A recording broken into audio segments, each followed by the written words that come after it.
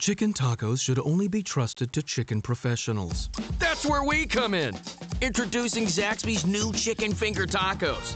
One comes with pico de gallo and creamy chipotle ranch. And the other comes with bacon, lettuce, tomato, and avocado ranch. Chicken experts since 1990. Chicken taco experts since now. Order yours today in the Zax Rewards app. Woo, saucy! Zaxby's. We're excited to announce that our very own podcasting platform, Zencastr, has become a new sponsor to the show. Check out the podcast discount link in our show notes and stay tuned for why we love using Zen for the podcast. You're listening to the Archaeology Podcast Network. Welcome to Heritage Voices, episode 41. I'm Jessica Yaquinto, and I'll be your host today. And today we are talking about collecting oral histories in Indian country. Before we begin, I'd like to honor and acknowledge that the lands I'm recording on today are part of the Nooch, or Ute peoples' treaty lands, the Diné, and the ancestral Puebloan homeland. Today we have two guests on the podcast. The first one you may remember, Aaron Brien from episodes 22 and 25 from Salish Kootenai College. If you don't, you should definitely go back and check out those two episodes. And the second guest today is Dr. Shandin Pete. Shandin was raised on the Flathead Indian Reservation in Arlee, Montana. He completed an MS in geology and a doctorate of education in curriculum and instruction at the University of Montana. He has been a faculty member at Salish Kootenai College since 2008, where he has co-developed the hydrology department. He currently serves as the director of the Indigenous Research Center at SKC, while seeking to advance understandings of Indigenous research methodologies from Salish philosophical commitments. So welcome to the show. Thank you. Thank you for having me. So I guess I also... I didn't give Aaron the opportunity to say hi. Yeah. Aaron, say hi. No, hey, he's been on. Hey, he's been on twice. How's it You going? don't need it. Yeah, I'm good. I'm good. Hey, this is Aaron coming to you from Montana. Well, thank you, Aaron. Shandin, now so they can hear the difference between you two. Do you want to say hi? Sure. Yeah. Okay. Well, thank you for having me on the show, and great to meet you virtually here. And I'm looking forward to the conversation. Yeah, looking forward to having you. So, on that note, since you are the new person, you get to start us out with how did you get into this field? Get into as in interested in. Okay, yeah, that's probably a longer story than we have here, but I guess in particular, anybody growing up on the res, any young person growing up in the heart of the reservation here and anywhere is always we're always on a quest for knowledge, whether we know it or not, and we use academics, I guess, and the degrees we get from academics as a kind of a catapult for that, even if those degrees don't exactly align with something you would traditionally call ethnography or archaeology or what have you. I think we all are thirsting for knowledge of the teachings of our ancestors. So I think it's always been on my mind, even though I worked as a hydrologist, as a land surveyor, as a science educator. Really finding out and digging more into the past has been really one of the foundational disciplines that keeps me going. Yeah. So, okay, what brought you guys to this partnership, and what are you guys doing? Well, I met Aaron many years ago through his sister. His sister and I were roommates in college, and I believe he came and stayed with his sister a few times, and that's when I got to know Aaron when he was just a young lad prior to his emergence into manhood. So a whippersnapper. Yeah. So really, at that time, he was just a kid who would walk around the house singing reggae and talking about skating, and that's all I really know of him. But as I seen him grow up through life, you could tell he embodied a certain attribute of his tribal people that was pretty important, and I think we share that quality in particular with ceremonialism, and the songs are one strand that kind of tied us together. Well, geez, thank you, Shandin. You're welcome. So post reggae singing, when did you guys come back together, or when did you guys see each other again? We live in the same town, so we kind of see each other now and again. Or prior to us working together at SKC, I would always see them, say hi. Always stayed friends with Shandin, singing together, and yeah, we always kind of shared interests. And whenever I'd see him, I'd bring up like ideas that we should kind of talk about or do some research on. But when I started working at SKC is when he approached me about maybe contributing to this grant proposal for the Indigenous Research Center. So I threw in my little 2 cents for that, but he's really the one who authored it. So yeah, a couple of years ago is when our tag team kicked off. Yeah, sounds about right. So, okay, since you authored it, do you want to explain what it is, Shandin? Yeah, sure. I'll give you an abridged version. So the Indigenous Research Center was really the idea of a number of faculty at SKC that formed a faculty research group. I think it was around maybe 2014, maybe even sooner than that. But there was a lot of folks interested in pursuing and understanding further what the literature meant at that time concerning Indigenous research methodologies. And we wanted to explore that. And there was a nice rounded sample of folks vying for different opinions about what it was and what it wasn't.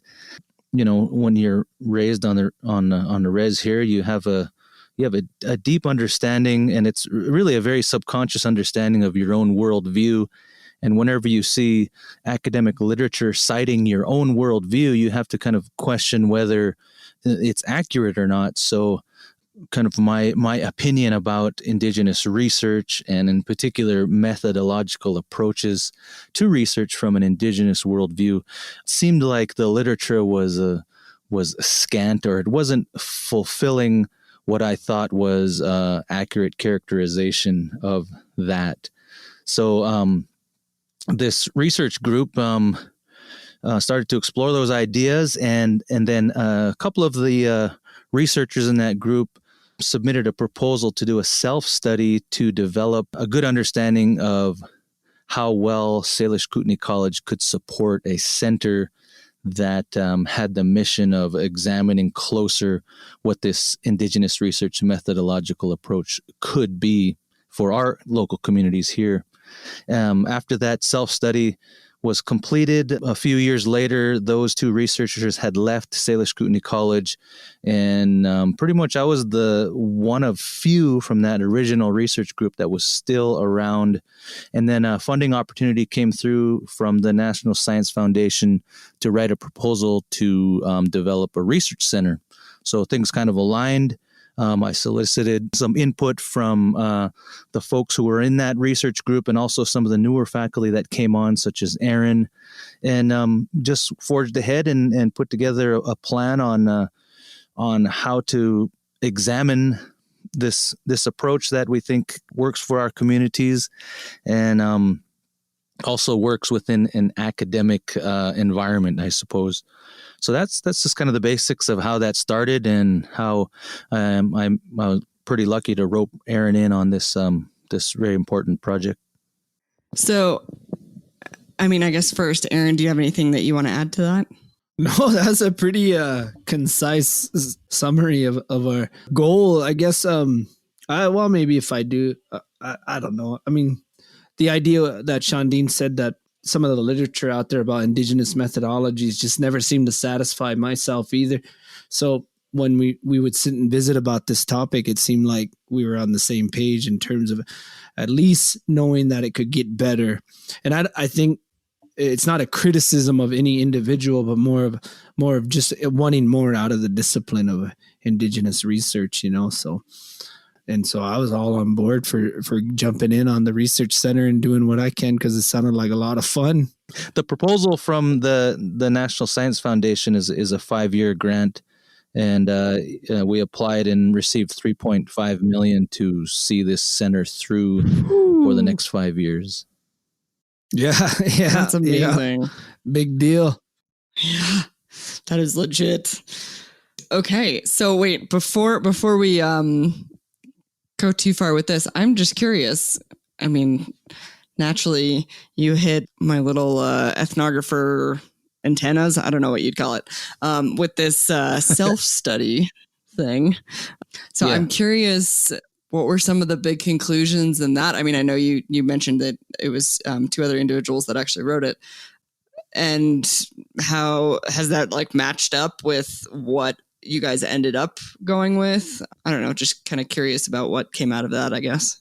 Yeah, we took a lot of the recommendations from that self-study, which was interview with tribal college administrators at SKC and some of the closer tribal colleges, and also interviews with the local culture committees, interviews with students. And a lot of the recommendations were very broad, but it was more so to generate data that said, yes, people want this, and people want to know more about Indigenous research methodologies. They want to be able to employ them in the tribal college environment. Yeah, I mean, without looking up the exact details of what was said in there, that was kind of the basics of that self-study.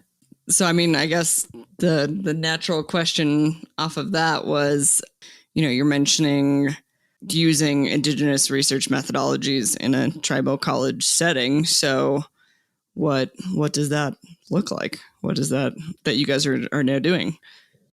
Yeah, Shandin, what is that? What does that look like, Shandin?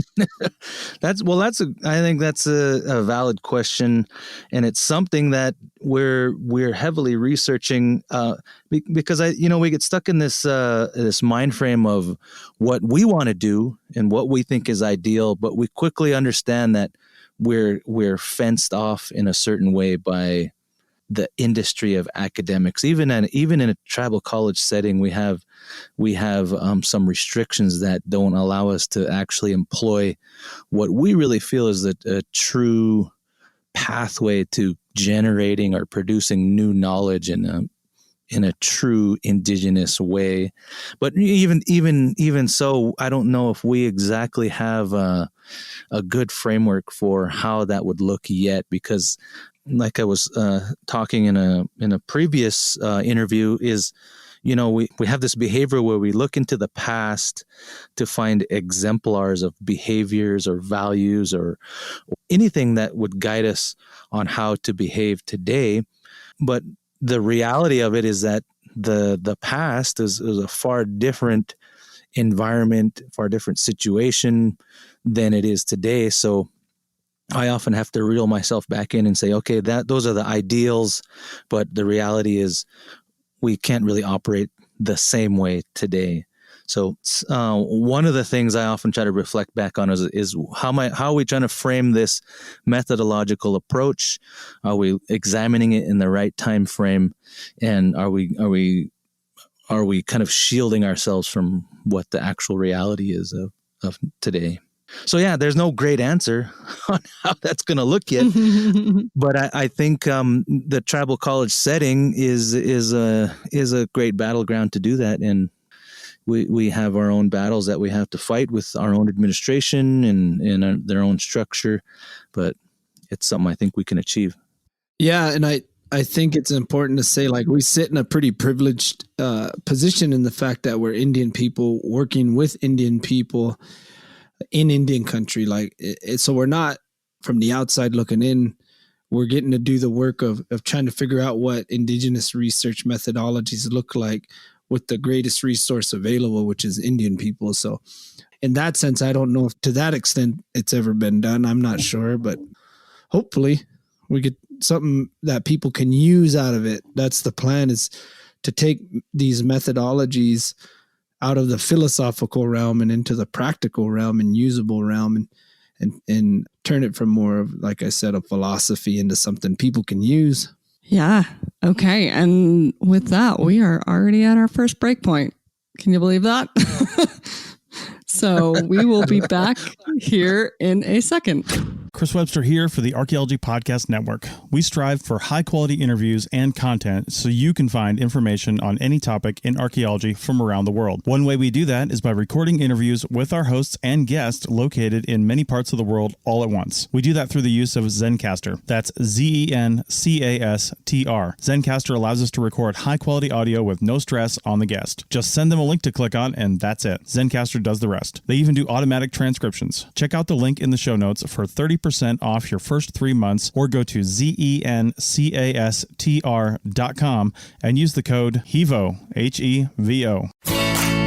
Introducing Zaxby's new chicken finger tacos. One with pico and creamy chipotle ranch, and the other with bacon and avocado ranch.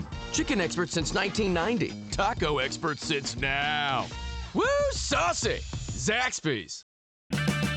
Is your vehicle stopping like it should? Does it squeal or grind when you brake? Don't miss out on summer brake deals at O'Reilly Auto Parts. O'Reilly Auto Parts. All right, we are back. So we were just having a great conversation on the break. Wish you all could have been there for all of our shenanigans, but wanting to move from what they were just talking about on air, which was methodology, into actually talking about some methodology. So we're going to be talking about collecting oral histories. So let's dive in. I mean, are you guys doing any specific projects related to collecting oral histories? Are you more just like thinking on how to best do that from more of a methodological sense? Where are you guys at with that? I don't know, Shandin, you got a few things going right now, don't you? Yeah, I think so. I mean, I always got something going on. Talk about it. Well, that's yeah. Well, that's when Jessica asked that, I was thinking like, wow, I always kind of have something going, whether it's paid or unpaid is right. Really the question. But yeah, I'm constantly collecting oral histories, and at the moment, I'm working on a nomination for a TCP nomination or for the register, and then I'm also, what else? Well, me and you, Shandin, are gonna work on a publication, but also we're doing some stuff on the grass dance ceremony, hopefully down the road, right? Yeah, correct. Yeah. What do you want to talk about, Jessica? Well, okay. So you're working on a TCP nomination, you said? Yeah. And I mean, we obviously don't have to get into the specifics of that, but it's just interesting because TCP nominations are obviously insanely rare. By far the least officially nominated or formally nominated type of historic property. And for obvious reasons, which is confidentiality. Well, we're in the early stages of it right now. We're just collecting stories and any oral histories related to the landscape. It's I always try to think of what I do in collecting oral histories as more as understanding landscape, right? Through the power of observation, which is tribal people, right? Tribal people have been observing landscape for a long time. So traditionally in archaeology, it always seems as though or in any kind of natural resource field where they're going to implement some sort of oral history, it's more like in a supplemental setting where it's kind of like in the appendix of the document. It's kind of like after the project's done, let's kind of get some anecdotal evidence or some cool stories that we can throw in. Or in education, you see it more with like curriculum development, kind of you learn by our wildlife biology, and then they'll say, oh, we're going to have our unit on tribal knowledge, where I've always tried to come from it where it's like, no, we'll do that first. The collection and the interpretation of oral histories happens first. And in how I use it in archaeology, you can kind of think of it as like a form of predictive modeling, maybe even. I've kind of thought about that in my head a little bit, about not only understanding landscape, but kind of showing me where things might be, or how to interpret certain archaeological sites if that's the need. But and honestly, I'm just a fan of it too. So I'm a fan of Indian culture. So it's never been much of a chore in collecting these stories for these projects. So. Yeah. And, one thing you were saying there about how it's really about telling the story of a landscape, I feel like that is more how I describe my job too, that I talk about people's connection to place, basically. But the hard thing being, one thing that you already talked about, I'm not Indigenous, I'm Jewish. So I'm coming from that like outside perspective. And then I'm also coming from the outside perspective in the sense of I'm also not a, natural resource specialist. Like, when you're talking to Indigenous elders, they're not just talking about the archaeology, they're talking about the geology and the plant life and the geography and, the land, the physical landmarks around and the hydrology. Like, and that's like with Shandin's work, like he actually is the one I've kind of used him as an example of a lot about how he uses oral histories in his field, because it's not a traditional thing for people to throw ethnography or the collection of oral histories in the hard sciences or at least the geosciences. So if he can do it, then I think people who study humanity, we should be able to do it pretty easy. So yeah, Shandin. All right. Well, yeah, I always fall back on this as a crutch, saying, well, I'm not a trained historic preservationist or a trained anthropologist or anything like that. So, the discipline has its own own language of its own and its own definitions, and sometimes I can be ignorant of some of those things, but I think the approach is all familiar, and the spirit of it is all familiar to me. But in particular, my general approach to bringing together cultural components into a discipline like geology or hydrology, the goal really is to connect the students that I teach to a piece of knowledge about their own people that maybe they don't have access to, or maybe that has been forgotten. So it also serves a double purpose to really inform myself of knowledge that has been lost. So it's kind of a natural approach that I have taken, but largely what I'm finding more recently is that the older folks of today are they don't know as much as, of course, the generation beyond them. So a lot of what I end up having to do is rely on archival data to kind of match up the bits and pieces that the older folks know today, and that requires quite a bit of filtering of data to make sure that you're getting an accurate representation of a piece of knowledge that you might want to use, or that you might theorize that connects to some hydrological or geological phenomenon. So that's kind of my approach, and that's in a nutshell. That's really what is the driving force behind what I do. But Shandin, wouldn't you think, though, in order to understand that archival information, that you would first have to have a fairly strong understanding of culture yourself, and being that you are a practitioner of like Salish beliefs and ceremonial life, do you think that has had an effect on how you're interpreting like the archival data that you're collecting, and even deciphering knowledge that elders even have today that are non-practitioners? Does that play a part in how you're collecting information? Oh yeah, it's vital. It's vital. It's just like an emerging tradesman. If they don't have the experience, the life experience of carpentry, there's certain things that you have to kind of fumble your way through. And when we're talking about disseminating information as fact, as truth, we want to be really cautious, and we need to make sure that we're honest with ourselves and that we know and understand what we're reading as being true before we pronounce it as such when we are, merging disciplines like that and even examining a story. You have to be seeped in the tradition of today, what we have left to really understand the experience of the things that were written down. Yeah.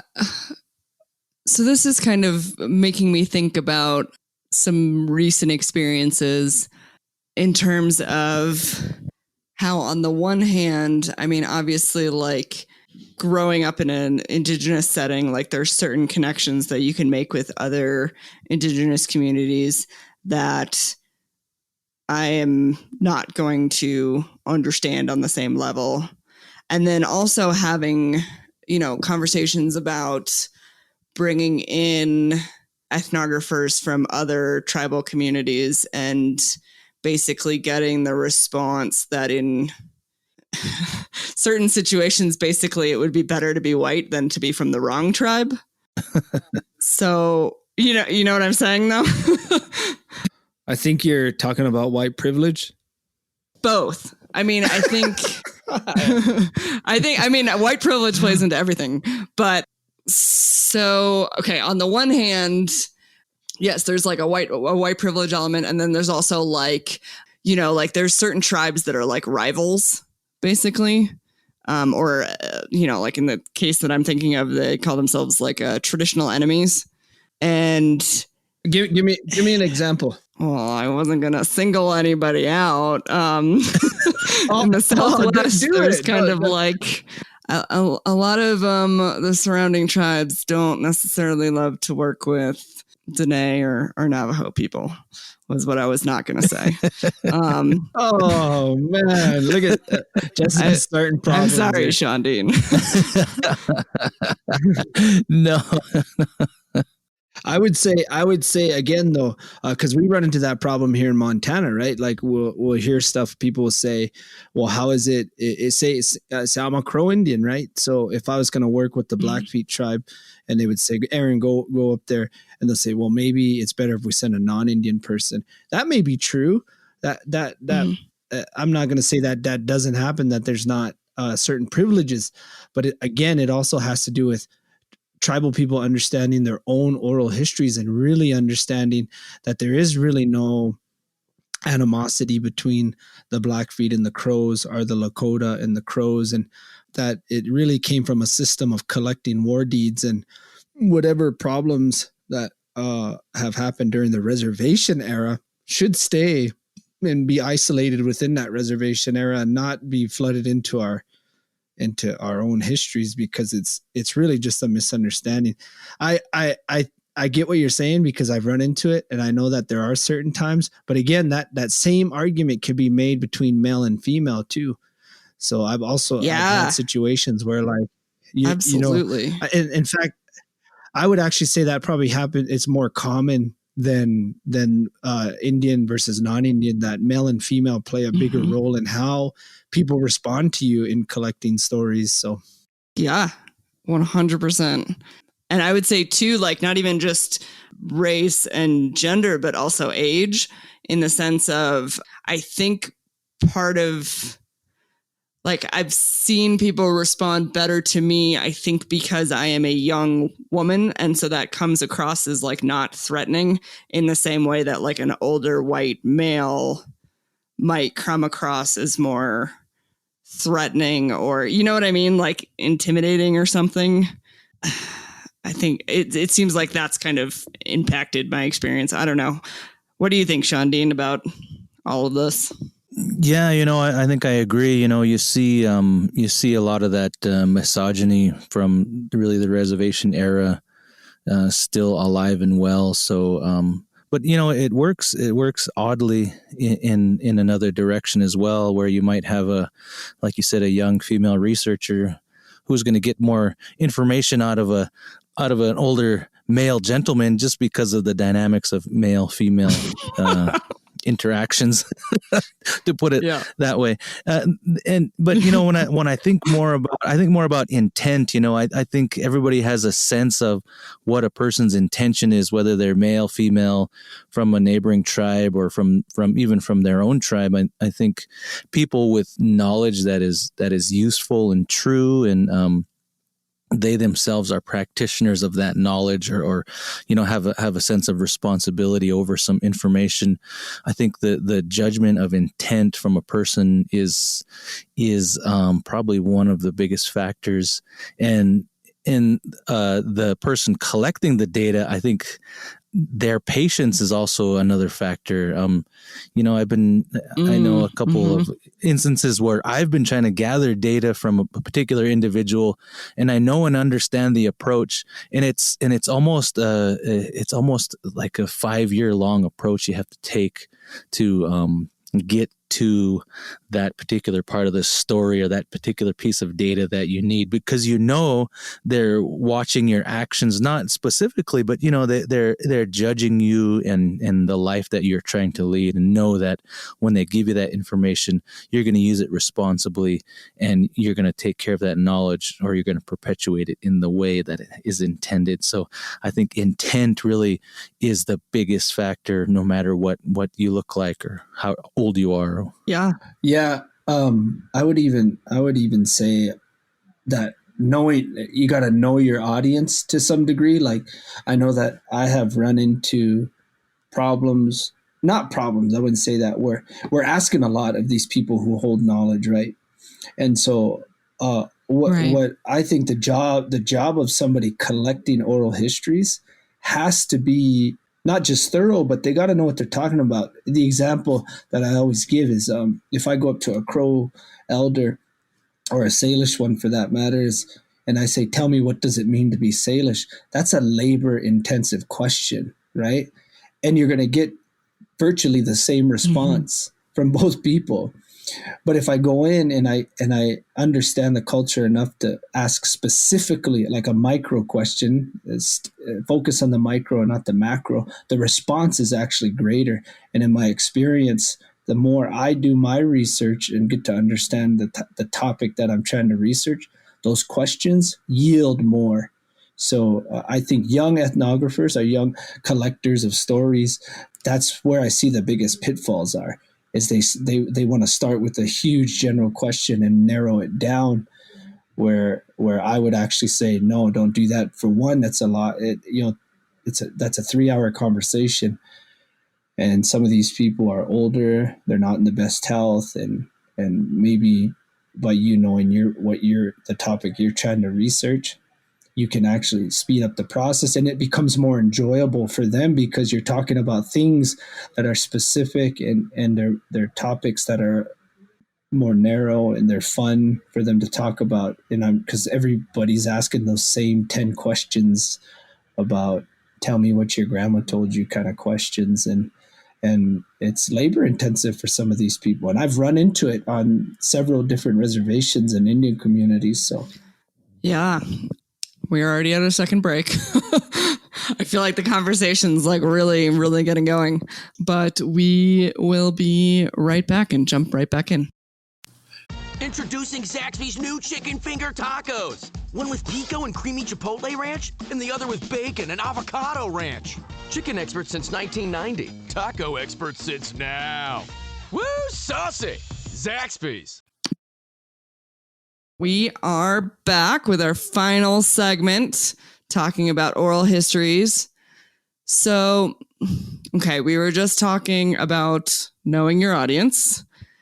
Do you have any other advice, I guess, thinking in the framework of Indigenous methodologies, about how people can collect oral histories in a better way, I guess? Yeah, like I was mentioning earlier, the concept of time is a pretty big factor in collecting data in tribal communities.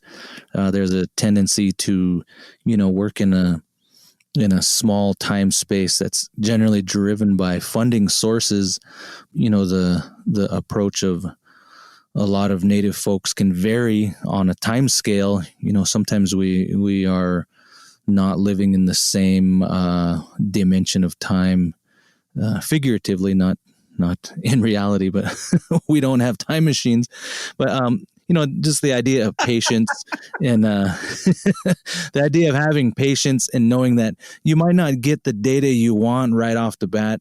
It's going to take, like Aaron was saying, you have to develop your own mastery of what you want, and in a way, really proving your worth, that information is that you're deemed responsible for that information. So understanding the time frame of when you want to collect this data. So I don't know any other experience outside of my own on how that works, but I couldn't imagine just driving down to Crow Reservation and whipping out a tape recorder and saying, question X, Y, and Z and expecting to get the data I want. It would be the expectation I would have on myself would be a far longer process.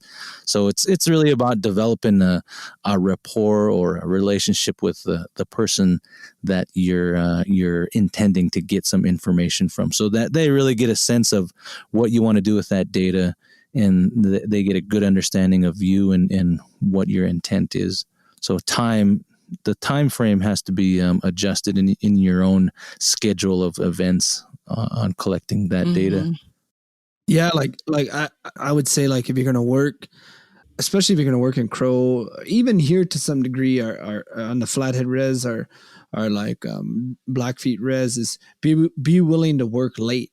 Like, I know that a lot of times, like, ethnographers want to get up bright and early. They want to get out there, but it seems like reservation life for a lot of people doesn't start until like 8:00 at night, and so some of my best conversations, I guess you can call them interviews, have happened like 10:30, 11 o'clock, drinking coffee at night with people in their dining rooms, and if I didn't drink coffee, it would drastically change the way I do my job, because I know on these 3 reservations here, it's like, if you don't drink coffee, man, people look at you like a leper. So you want to go into their house, you want to visit, they're going to pour you a cup of coffee, and you're going to sit there, and then they're going to refill your cup of coffee, and then they're going to refill it again. But I noticed that when I didn't do stuff like simple things, like say, yeah, I'll have some coffee. Like, if I didn't say that, it seems like the interview goes weird, because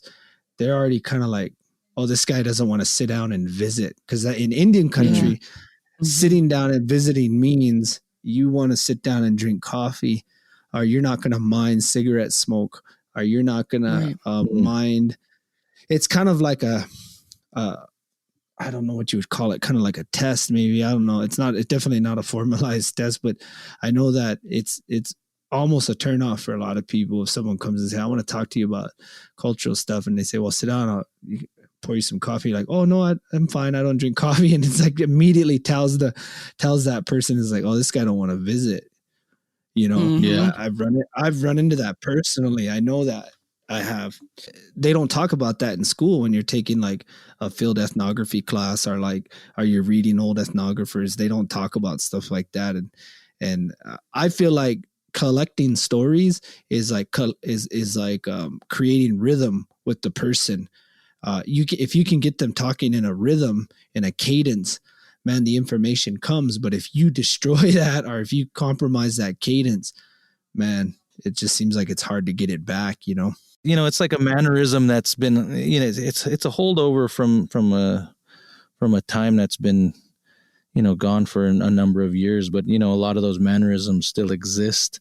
And it just reminds me of the story that this one priest wrote in his journal about this interaction between these two people. They were enemies in the same tribe, and the guy had it in his mind that he's gonna kill his enemy, which is a guy from his own tribe. So he invites him over to his teepee, and so he sits down. Even though they're enemies, he was courteous enough to go to his camp, because that was just the mannerism. And the guy starts feeding him. So the guy eats because that's his mannerism. He has to do that. And so the guy keeps feeding him more and more and more. And finally the guy realizes, oh, he's trying to kill me by feeding me to death. And the guy wouldn't think of stop eating because it'd be rude. It would be rude to stop eating. And that didn't even cross the person's mind. So he understood that, okay, he's going to feed me to death.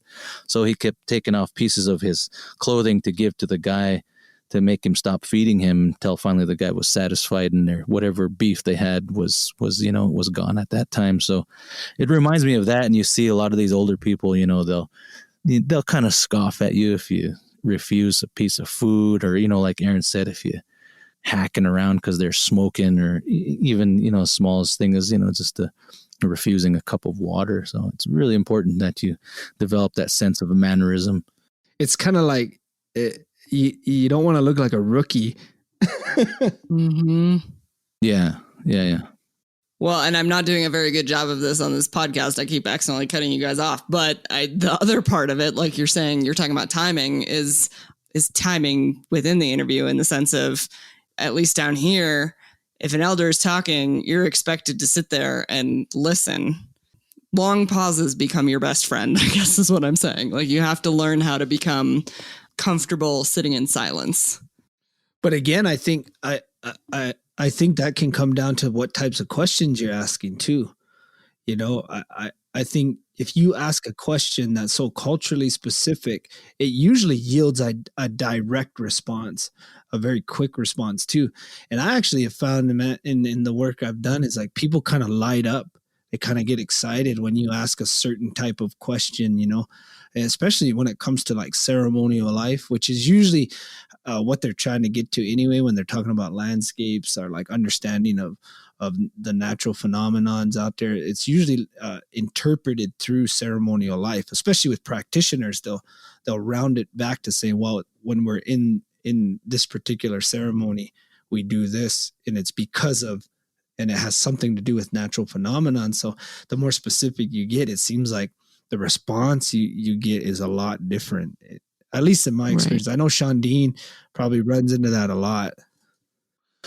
Yeah. It was like I was saying, you have to really become a master of really the whole of what you're trying to ask. It's, if you're going to piece it up into subsections of whatever kind of information you want to get, you're going to get a varied response. But if you have already developed a good rounded sense of the type of data that you need, then you're able to take in, I guess, unintended questions, unintended answers, and develop those into a question that would keep the respondent moving along in a conversation. But if you're just one tracked and you want to know about, how chokecherry wood is used for making arrows or whatever, but you can't talk about, you don't know nothing about hunting, or you know nothing about the performances of how to take care of animal products in a certain way, then you're really confining yourself to getting stuck into a situation where the respondent is going to turn off, and you'll have a long, uncomfortable silence until you leave. Well, and I mean, I wasn't necessarily, not necessarily uncomfortable silences, or like in the sense of like, just like letting people like think things through. Like sometimes you can see the wheels turning, and like, our white people instinct is like, oh, I gotta like jump in because it's silence, and so like learning how to just turn that off, I guess, is more what I was getting at. But no, I agree. Mm-hmm. Yeah, silence isn't bad. I think just learning that right away, that it's not bad. Right. Mm-hmm. I know, because you're going to kick us off of here pretty soon. I think it's important for us to maybe talk a little bit too about how oral histories actually function, the function of them within tribal society, because that's always been where I've had my biggest problem with what field ethnographers do, and looking at them old oral histories. These guys were collecting things in a sliver of time, right? A snapshot in time. And there's this idea that I've kind of been stewing on over the years that I've called stratified narrative. and how stories are constructed among tribal people. So, but Shandin knows a lot about this too, because we visit quite a bit about this topic of these stories and how they're interpreted and how they're looked at in the collection of stories among tribal people, like traditional communities, because how stories are used, and the purchasing of knowledge, which is a real thing. Like tribal people believe in reciprocity and spiritual reciprocity and the purchasing of knowledge. And so you're actually giving physical gifts for an intangible idea, and all of these things that you're never taught, they never ever talk about in the field of anthropology, or really any field. I'm done. Oh.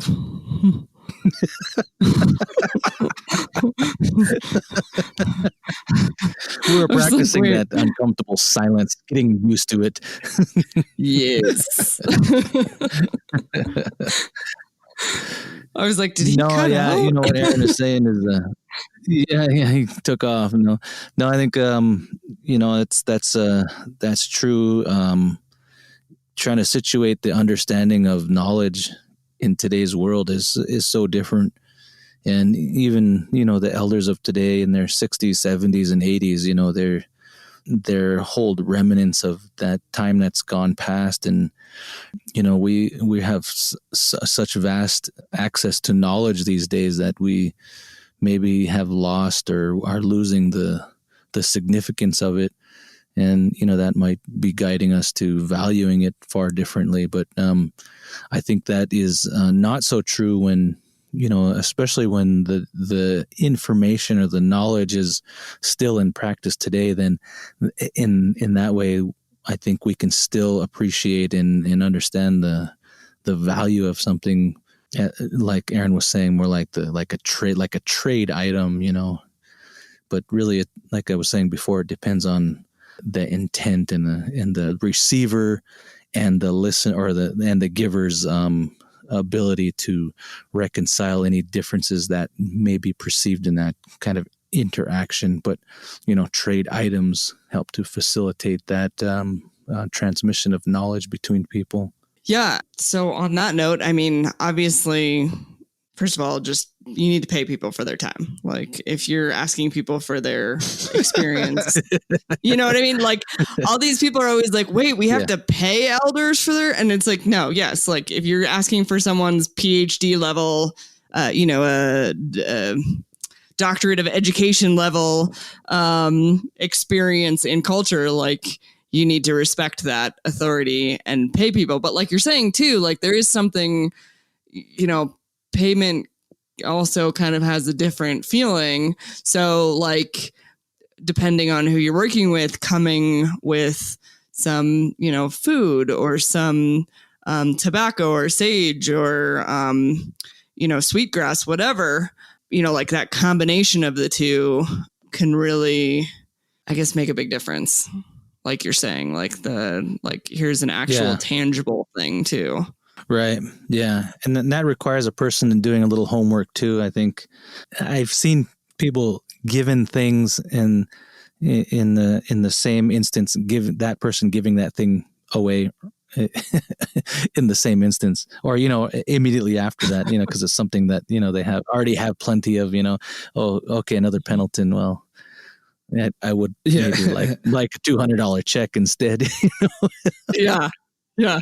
Well, I think you got to be, there's obviously cultural norms, but there's also like practical things too. And like my mom always says, like you no one's going to turn down food and gas money, So like, that's always a part. Yeah. We might give like traditional things, but at the same time too, it's like a lot of these elders have like grandkids and children living in the home. And there's like 6, 7 people, 8 people, sometimes 12 to 15 people in a house.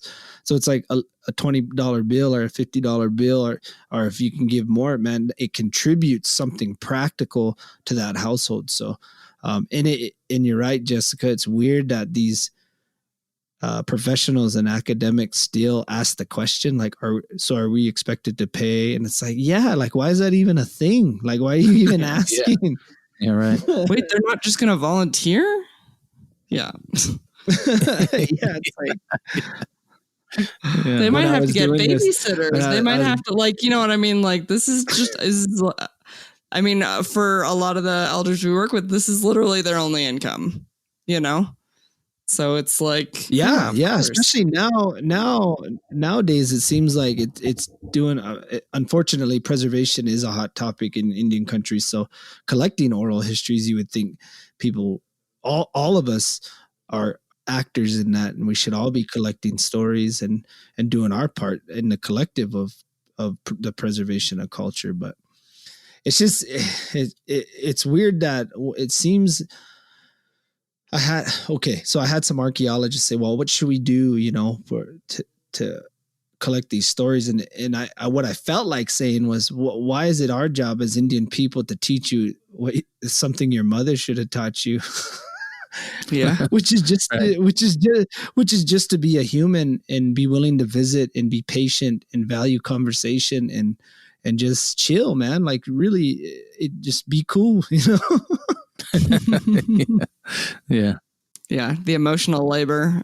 Yeah, it kind of reminds me of, like, you know, the thought, if I think about it from the other side, like the person wanting the data and wondering why they have to pay. It's like bird watching, you know, you just have to have the right equipment and you go watch some birds. You don't have to pay the birds nothing. But, you know, Indian people, we're not birds. Well, yeah, but I mean, like, you would never think that, like, me as a contractor would be like, no, it's cool, I'm gonna volunteer. You know what I mean? Like, yeah, but that seems like to be the mentality, though. You know, thinking of Indian people as this other thing, this non-human thing. That just seems like an old relic of the past. You know, it's like collecting rocks. You don't have to give the rock nothing because it's just sitting around. Yeah. Well, if they really cared that much about the land, they would just do it for free. Like, well, yeah, right. And that's when you say, and so would you. Yeah, there you go, land manager. Yeah. I've never heard an elder say billable hours. Billable hours. Ooh. That'll be, I have to get an elder to say billable hours now. That's my goal. Yeah. If we can teach these old folks to just sit down and say, this is billable hours. And then I think non-Indian people would be like, oh yeah, they're speaking our language now, you know? That's right. Oh, yes. All right. Well, do you two have any, you know, final thoughts, like any plugs that you want to throw in there before we close out? Well,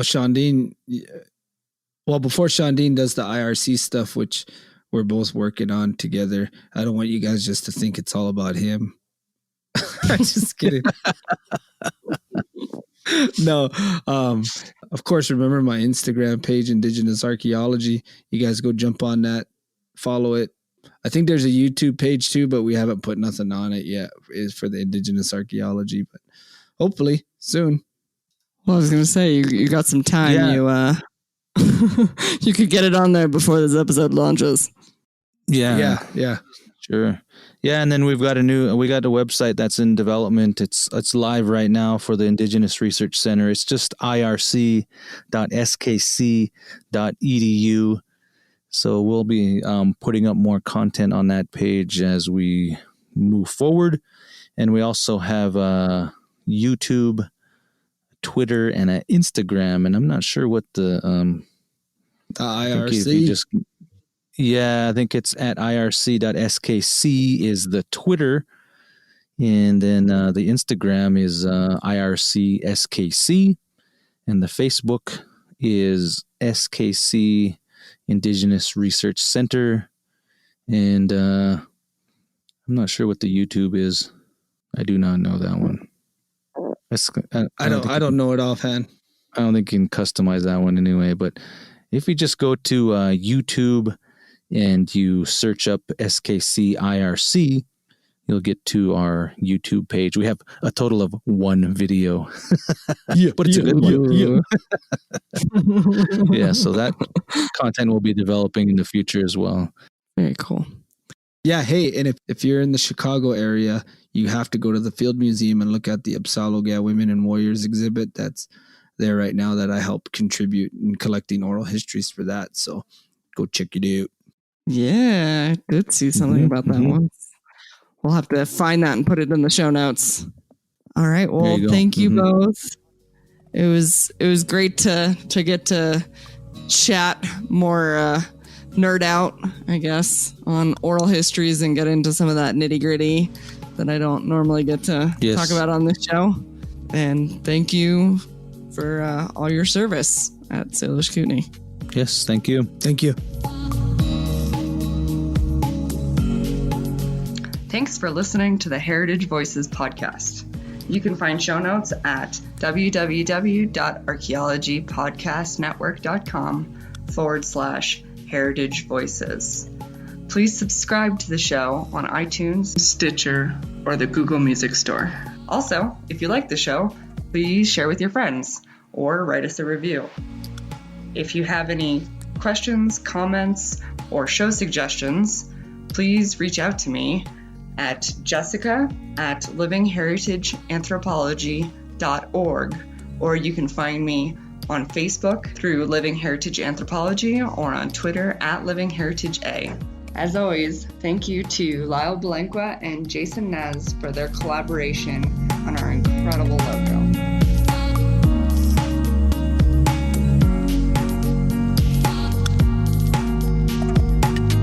This show is produced by the Archaeology Podcast Network, Chris Webster and Tristan Boyle in Reno, Nevada at the Reno Collective. This has been a presentation of the Archaeology Podcast Network. Visit us on the web for show notes and other podcasts at www.archpodnet.com. Contact us at chris@archaeologypodcastnetwork.com. Thanks again for listening to this episode and for supporting the Archaeology Podcast Network. If you want these shows to keep going, consider becoming a member for just $7.99 US a month.